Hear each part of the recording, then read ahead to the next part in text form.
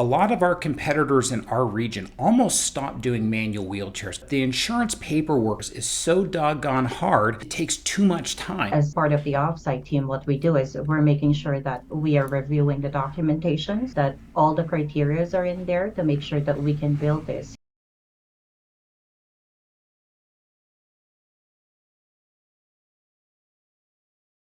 Hey, good day and welcome to the Offsite Team podcast. Today we are talking about rehab with offsite team members. But with offsite team members located in the Philippines, we understand challenges faced by durable medical equipment leaders in their quest to find dependable and affordable employees who also know how to use Brightree. All of the offsite team members know how to use Brightree. April and I, we've created a revolutionary workforce solution that resolves this problem, enabling DME businesses, rehab businesses, respiratory businesses to really thrive in today's business world. So how are you today, April? I'm good. How are you? I am doing well. Like we were talking about before I hit the start button, I was at a concert last night with my kids, and it was fun to just kind of go to a concert and groove to some music and then show up to work about 4 hours late today. And some of the beauties showing up late to work, some of the reasons we do this is we have 3 offsite team members on our rehab team. So I'm an ATP, my wife's an ATP, and we can go have a concert or go to a concert and then show up to work 4 hours late today because the offsite team was getting things ready for our team ahead of time. Now, what are some common problems that our rehab team encounters on a day-to-day basis? So based on my experience, my own experience with the rehab team, I've seen that before when we don't have the offsite team, or way back when I was starting, there's a lot of paperwork that needs to be done. So we have rehab team members that are in the United States, in Yakima specifically, that are handling those. But right at the same time, they have to talk to the patients, like the ones that goes in store. So having the offsite team, it's one of those problems that we have solved because we can do the administrative tasks while the on-site team attends to the customer's need that goes into the store. So if they have any questions in regards to the wheelchairs, they can show to the patient without even thinking, or to the customers without even thinking, oh, where am I at the documentation that I'm working on the other patients? Absolutely, absolutely. Now, one of the things that just absolutely baffled me was a lot of our competitors in our region almost stopped doing manual wheelchairs completely. They just basically said too much work. It is covered by insurances, but the insurance paperwork for wheelchairs is so doggone hard, we're not going to deal with it because it takes too much time. Now, I'm not one to just say, oh, we're going to give up like everyone else had. What we did is we figured out, okay, why are not more providers utilizing rehab? And when I say rehab, for those people who are not in the rehab business, essentially you have a standard K1, 2, 3, 4 wheelchair. And the moment you change something on it, put a different back, augment it, it kind of, what I would say, it turns into what's called a rehab wheelchair. Now, rehab takes DME and makes it profitable, in my opinion. Because let's say you have a standard K1 wheelchair and you bill it out with an E2611, which is the back, E2601, which is the cushion, the height adjustable armrest, the anti-tippers. All of those are extra codes that bill with it. Now, you make a lot more money with that, but you have to have the documentation to get paid on it. So I can't just say, yeah, we're going to put that on. If you bill it without the documentation, you will not get paid on it. Or if you do get paid ahead of time, what's going to happen is you'll get audited and have a take back later on. So what you'll see is a lot of rehab companies, they don't even mess with it. They just say it's too hard. So without, letting everyone in to say, hey, here's the secret sauce for how we do things. But what has allowed having offsite team members trained in rehab allowed us to do in terms of rehab with Howard's and offsite team? Well, it allows us to work on those documentation. As you know, each insurance have their own guidelines when it comes to documentation, clinical documentation that they require. And as part of the offsite team, what we do is we're making sure that we are reviewing the documentations, that all the criterias are in there to make sure that we can build this, since it's not all the equipments on a wheelchair requires the same specific diagnosis. Let's say, for example, the cushion that you mentioned earlier, one requires a distinguished diagnosis. So it's a diagnosis-driven code, as what we call Yeah, it. depending on which cushion we're Oh, talking about. yes. Standard E2601 is just a standard cushion, but yeah, For once you go up Rojo. from there, Rojo, you have to there's specific diagnosis codes. Exactly. And one of the things that our offsite team's been able to do is a lot of times the doctor will know what those codes are, but they'll just write down the wrong ICD-10 code. I've seen it happen. So what our offsite team's doing is they're sending those fax requests to the doctor. They're calling the nurse and saying, can you please put this into the chart note? We already saw that you talked about it. And so what they're doing is encouraging them to put the addendums in there so we end up getting paid. They're doing all the back-end paperwork. And in the old days, I used to have to do all that myself. And what's happened is now that the offsite team's doing that for us, I get to go to a concert with my kids, which is what it's all about. And our offsite team, they love it because they have a process. What we do is we fax and then we follow up with a phone call, then we call the patient. So we have an ABCDE plan on exactly how to get these wheelchairs covered exactly up to the LCD Medicare paperwork that we have to do. We switched billing companies last year. We used to be with ECS Billing and Consulting, and they got bought out by AccuServe. And it was really fascinating.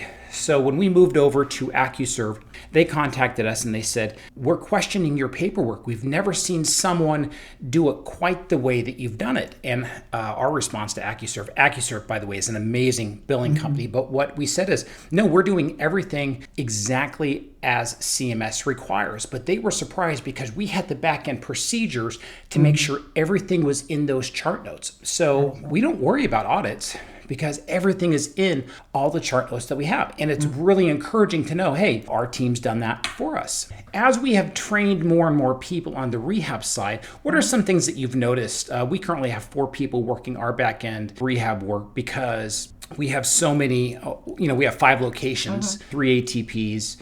What are some things that you've seen that the offsite team learned from the rehab side of business? Basically, the whole rehab itself, because it's different from our country. As you know, if we're only used to manual wheelchairs, I mean, it's the first time and they've seen different types of wheelchairs, but it's fascinating because even though we're not used to those wheelchairs or different type of wheelchairs, when we did the trainings in here, we are fully equipped. We have the pictures, the videos to show them on how it works. So I think that's really helpful. And aside from that, we also have the training materials that we use in order for them to not just understand, because if we just have it in papers without even seeing how it looks like, it's hard to imagine what it looks like, but we have the videos and then the pictures to show them. And then when I came into Yakima last March, I was able to see it in my eyes. So that was very helpful. And I think that's one of those things that we've learned in terms of rehab and on how to process each documentations, like from a K1 up to K4,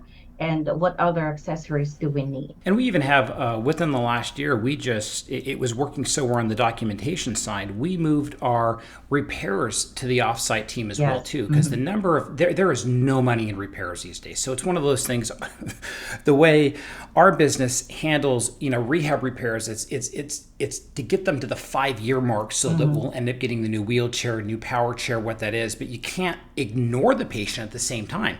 I get kind of irritated at some of the larger DMEs across the country, and I'm not going to drop any names here, where they'll dispense the really nice chair and then they won't do any of the repairs. So then they end up coming to our store. Yes. Well, we have the offsite team. What we're doing is we're figuring, okay, whether you gave an Invicare or a Permobil or a Quantum chair, what they're doing is they're doing the repairs on the back end. But then also what we've done is we have a special way where we've established a sales funnel. And this is some of what the offsite team can, let's say if you end up hiring an offsite team from us, we'd be more than happy to go over it. Now, this is what a proper sales funnel looks like, because not only do you want to take care of a person today, you want to take care of them 12 months from now, and you also want to take care of them 5 years from now when it's time to get a new manual chair, new power wheelchair, or if there's a change in condition. Because as we know, one thing that stays the same is nothing stays the same. Things are always moving. And what I love about the team is they're also calling the patient. We used to always have the patient say, it's all your guys' fault. No, it's not our fault. We have contacted the doctor 3 times. And what really moves the needle is we've called, let's call it patient Mr. Smith. Well, Mr. Smith knows that we've called him 3 times. He calls the doctor's office because we contacted him. And then the doctor's like, yeah, you're right, I didn't send the chart notes. And then he does, or she does, and we get the wheelchair covered. So it's really a win-win-win situation. And I think it's very important when we have the customers involved, say we're processing the wheelchairs, we can't just process it and not letting them know, because basically that's what's going to happen. They will assume that it's our fault. But if we make them involved, then they know what's going on. They know what's the status of the order. We're looking for this and that. So they're fully much. Well, and another thing is, a lot of times, let's say there is a doctor who is going to refuse to do the paperwork. We are not allowed to bill insurance without the proper paperwork. We know that. But if there are certain doctors who are not going to do that, then it's our role, our offsite team, when we're calling patients, will say, you know what, we cannot give you this at this moment and bill it to the insurance. We can do it at a later date, or you can come to the store right now and we'll rent it for you cash. We'll have an ABN that we dispense that basically says we cannot give Mr. Smith the wheelchair because we don't have a valid prescription or a valid diagnosis code. So we make sure it's a valid ABN, and then we sell it cash. A lot of people have no problem whatsoever paying cash for something. If I say, hey, you don't have to wait for it, you can actually pick up that wheelchair today. You'll hear us say this a lot. The biggest source of disappointment in the United States today is unmet expectations. So if someone thinks they're going to get the wheelchair tomorrow and then they don't get it for 2 months and it's not covered by insurance, that will make them irritated. Where we have lots of other times, people will drop thousands of dollars on power wheelchairs, power scooters, manual chairs, because they know it's not going to get covered anyway because my doctor doesn't do paperwork. But we need to kind of know where we're at. And the offsite team allows us to do this. One of the other things I want to bring up that we do have also with our offsite team in rehab, we have key KPIs. So people who don't know KPIs stands for key performance indicators. And one of the things, whether it be in rehab or any department, we know what everyone's working on, how many repairs they nail per week, how many customers they call per week, how many incoming prescriptions come in, and we have like 3 or 4 other categories, and there are certain metrics that companies that are successful really need to be hitting and monitoring on a week-to-week basis. So more than happy to share this with anyone. Hey, if you're just curious, hey, what are your KPI metrics for the rehab team? I'd be more than happy to pass that on to you. Just reach out to us at offsiteteammember.com. Hey, any other things that you think our listeners would like to listen to today regarding rehab, April? Probably I would say they'd be curious how do we process like the billing process, how do authorization. Yeah, because how do we do prior authorizations with that? So when it comes to prior authorization, as what we've discussed, we need to make sure that we have all the documents, the diagnosis is in there, the criteria for the documentation for the clinical notes has to be correct. And then what we do is, as I have mentioned on a previous podcast, we do have access to the portal of the insurance. So instead of wasting time trying to call the insurance. You guys are uploading it yourself for us, aren't you? So what we do is we submit the prior authorization. So basically just being keen to details when it comes to documentation is really important. And what I love about that is it allows for our US-based employees, they don't have to worry about it. So basically, your team says, "Hey, we got the authorization to deliver Mr. Smith's chair. Go ahead and build it and get it delivered." Right. And bam, bam, bam, it's done. Whereas before, we were doing all the heavy lifting in terms of clerical lifting here in Yakima and Eastern Washington, and we don't have to do that now. You guys are doing that, after hours at night. So when we come into the office, we know where we're at, which is, it just saves us a bunch of time. Well, good. Well, hey, April, what is our podcast on next week? That would be billing confirmation. Billing confirmation. I'm glad I'm talking to you about it because that is not my area of expertise. I have not billed an item here at Howard's in well over 10 years. So I have questions for you about what that looks like. Okay. And I like to joke with the billing team here, can't we just press the confirm button and send it off and do it that way? And you'll say, Eric, no, we We cannot do hope it it's that that way. easy. Yeah, if only it was that easy. But in the meantime, that's a little bit about the back end things, about what things look like here with the Offsite team and how we kind of do rehab documentation, rehab KPIs, rehab repairs, you name it. If you have further questions about this, just reach out to me and say, hey, Eric, let's talk about this. Offsiteteammember.com. But until then, hey, let's talk next week. Okay, April? Thank you. Have a good day.